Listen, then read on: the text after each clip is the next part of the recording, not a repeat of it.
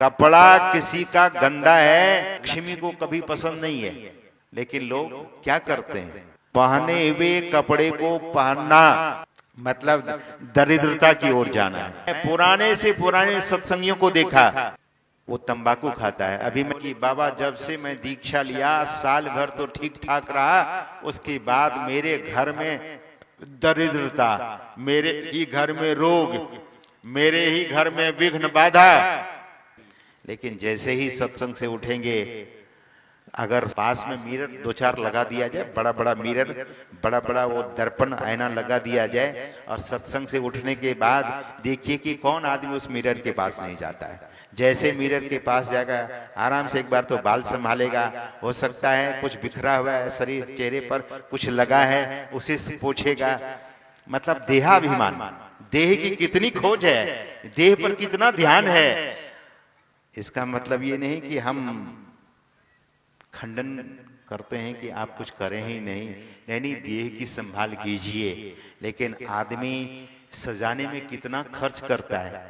महात्मा को दक्षिणा देनी हो तो बहुत विचार करके, अगर 500, अब तो 1000 के नोट नहीं है, 500 के नोट हैं तो वो अंदर चला जाएगा, 10 का नोट निकालकर महात्मा को रख देता है। लेकिन आदमी सजाने के लिए कितना सजाता है, कितना खर्चा करता है, और यहां तक कि मुंह में बदबू भरने के लिए क्या क्या करता है। हम तो उसे बदबू ही कहते हैं। किसको?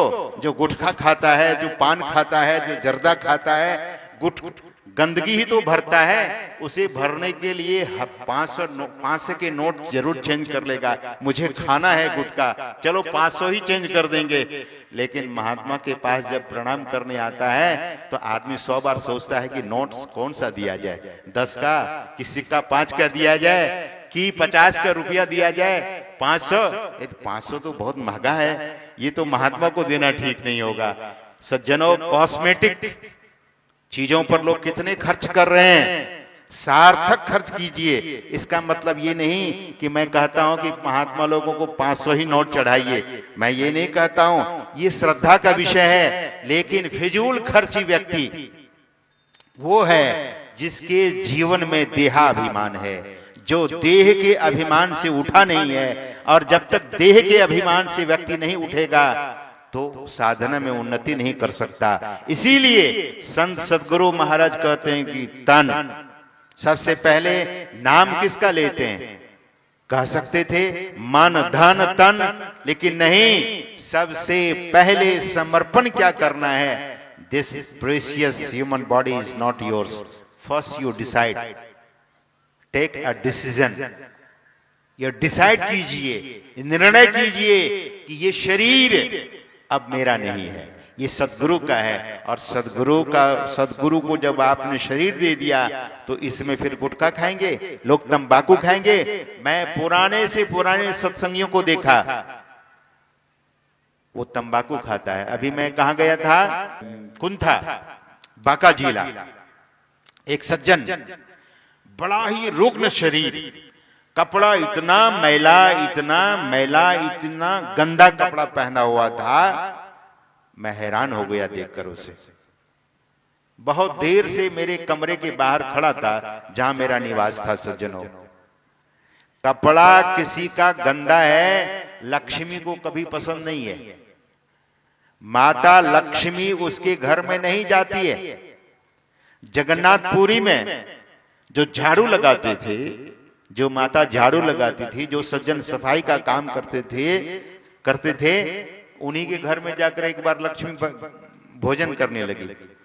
बलराम जी ने देखा तो बलराम जी को बड़ी अप्रसन्नता हो गई। बलराम जी बड़े दुखी हो गए कि लक्ष्मी और इस छोटी जाति के घर में आकर खा रही है। लक्ष्मी ने कहा कि मैं जात नहीं देखती हूं, शास्त्र कभी नहीं कहता है कि तुम जात और पात को देखो। लक्ष्मी कहती है कि जहां सफाई होती है, जहां पवित्रता होती है, जहां हृदय निर्मल होता है, मैं उसी के घर में जाकर बसती हूं। लेकिन लोग क्या करते हैं, पहने हुए कपड़े को पहनना मतलब दरिद्रता की ओर जाना है। इसीलिए महापुरुष कहते हैं स्वच्छता और पवित्रता दोनों होनी चाहिए। तो मैं निवेदन कर रहा था कि वो सज्जन सत्संगी थे और आकर प्रणाम करते हैं और बोले कि बाबा जब से मैं दीक्षा लिया साल भर तो ठीक ठाक रहा, उसके बाद मेरे घर में दरिद्रता, मेरे ही घर में रोग, मेरे ही घर में विघ्न बाधा। तो मैंने पूछा आपने दीक्षा किनसे ली है? आप सत्संगी हैं? बोले सत्संगी हूं। दीक्षा किनसे आपने ली है? तो उन्होंने कहा कि मैं पूज्यपाद श्री शाही स्वामी जी महाराज से दीक्षा लिया हूं। मैंने कहा कि इतने बड़े महापुरुष से पूज्यपाद महर्षि शाही स्वामी जी महाराज के द्वारा आपको दीक्षा प्राप्त है और आपकी स्थिति ऐसी कैसे है? महाराज यही नहीं पता है मुझे। मैंने कहा कि आपको पता नहीं है, लेकिन मुझे पता है कि आप सबसे छोटी चीज तंबाकू खाना ही नहीं छोड़ा है। तो मुंह घुमा लिया, बहुत संकोच में चले गए। बोले महाराज आपको कैसे पता? मैंने कहा कि आपके चेहरे को, आपके दांत को देखकर लगता है, और तंबाकू का निशान आपके दांतों पर गहरा निशान बना दिया है तंबाकू। आप तंबाकू खाते हो? बोले महाराज मैं खाता तो हूं। जब एक छोटी सी निकृष्ट चीज आपसे नहीं छूटी है तो कृपा कहां से होगी? लोग कहते हैं महाराज कृपा कीजिए, गुरु महाराज मुझ पर कृपा नहीं करते हैं। कृपा तो सतत बरस रही है, कृपा का वर्षण सतत हो रही है, लेकिन कृपा उन्हीं को मिलती है, कृपा उन्हीं को प्राप्त होती है जो कृपा पात्र होते हैं सज्जनों। तो हम सबों के जीवन में वह समर्पण, जिस सूत्र की चर्चा मैं कर रहा था, समय अधिक हो गया है, 10:19 हो गया है। मैं अपने वाणी को विराम देना चाहूंगा। वैसे समय संत मत का सत्संग समय से होता है। शायद कुछ लोग दीक्षा लेने वाले होंगे तो वे दीक्षा का भी कार्यक्रम होगा। तो मैं यही निवेदन कर रहा था, छोटा सा सूत्र, वो सूत्र है तन मन धन को अर्पी गुरु पद सेव करो। इसका फल क्या है? गुरु के पद के का सेवन करना है, तन से, मन से और धन से। मतलब यथासंभव संत सदगुरु महाराज कभी ये नहीं कहा कि सारा धन उठाकर कोपा घाट लेकर आ जाओ। नहीं, धन उन्हीं का, तन उन्हीं का और मन भी उन्हीं का। आप केवल संभालिए, अपने मन को संवारिए।